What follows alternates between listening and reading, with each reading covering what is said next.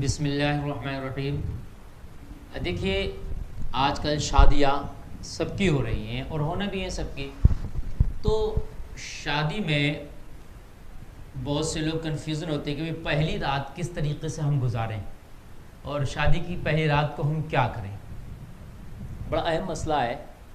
بہت سے تو بڑی خرافاتیں کرتے ہیں شادی کی پہلی رات کو، میں ذکر بھی نہیں کر سکتا ان خرافاتوں کا، کیا اللہ جانے ان کی خرافاتیں رہتی ہیں اور ان کا کیا مقصد اس خرافاتوں کے پیچھے رہتا ہے۔ وہ کب سے وہ سوچ کے رکھے ہوتے ہیں کہ یہ خرافات سب کریں گے، لیکن شادی کی پہلی رات کیا کرنا چاہیے اور کیا مطلب یہ شرعی اعتبار سے بہتر ہے، اسلامی طریقہ کیا ہے، وہ میں آپ کو بتانا چاہوں گا کہ جب شادی ہو اور شادی ہو کر کے دلہن ودا ہو کر کے اپنے گھر آئے، تو اب جب رات کو پہلی رات جب آتی ہے اور لڑکا اور لڑکی یعنی میاں بیوی، شوہر اور بیوی جب دونوں سے ایک دوسرے سے ملاقات کرتے ہیں تو اس کا کیا طریقہ ہونا چاہیے اور اس کو کیا کرنا چاہیے، یہ سارے معاملات ہیں جو میں آپ کے گوش گزار کروں گا اور یہ بہت اہم ہے۔ بہت سے لوگ جو ہے پوچھنے سے معلوم کرنے سے قطراتے ہیں، ان کو شرم لگتی ہے، تو دیکھیے الٹے سیدھا کچھ کریں تو اس سے بہتر تو یہ ہے کہ آپ معلوم کریں۔ شریعت کو معلوم کرنے میں کوئی عار نہیں، کوئی شرم نہیں، اس لیے کہ آپ کے زندگی کے مسائل ہیں۔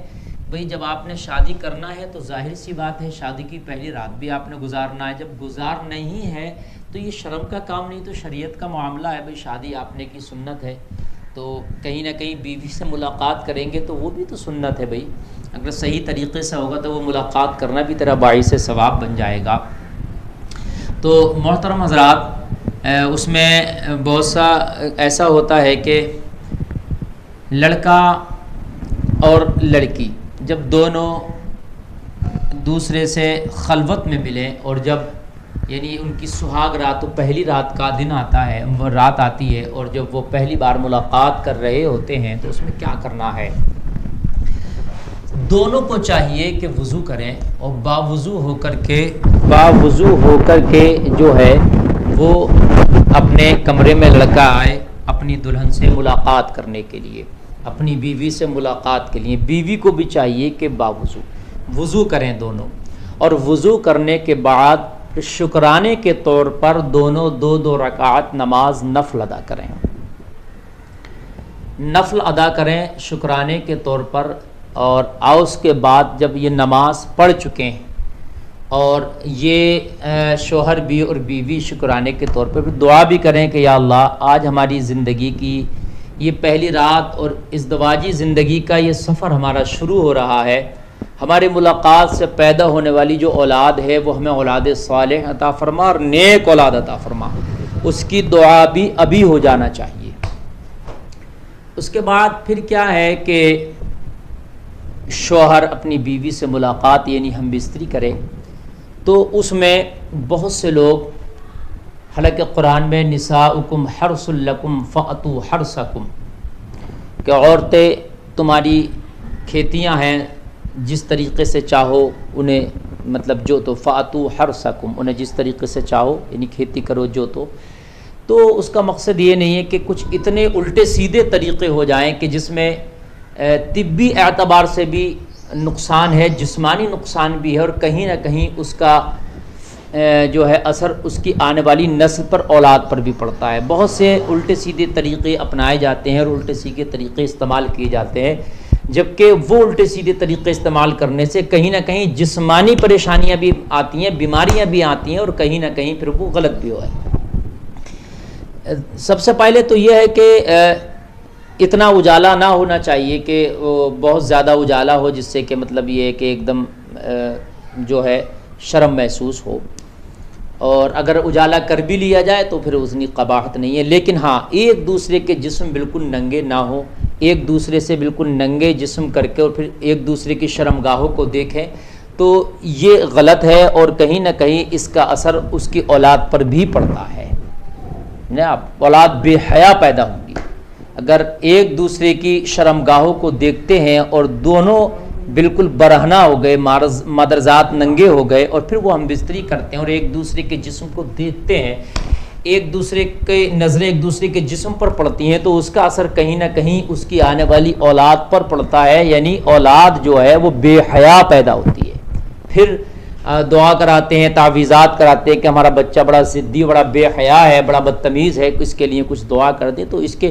شروع سے ہی ہم کو یہ لے کر کے چلنا ہے کہ ہمیں اس طریقے سے نہیں کرنا ہے کہ ہماری اولاد بے حیا پیدا ہو۔ امی عائشہ رضی اللہ تعالی عنہ فرماتی ہیں کہ آقا کریم صلی اللہ تعالیٰ علیہ وسلم جب ہم بستری فرماتے تو چادر ڈال لیا کرتے اوپر سے، یعنی چادر اوڑھ لیا کرتے۔ چادر اوڑھنے کا مقصد یہ ہے کہ جسم مکمل برہنہ نہیں رہتے تھے، جسم برہنہ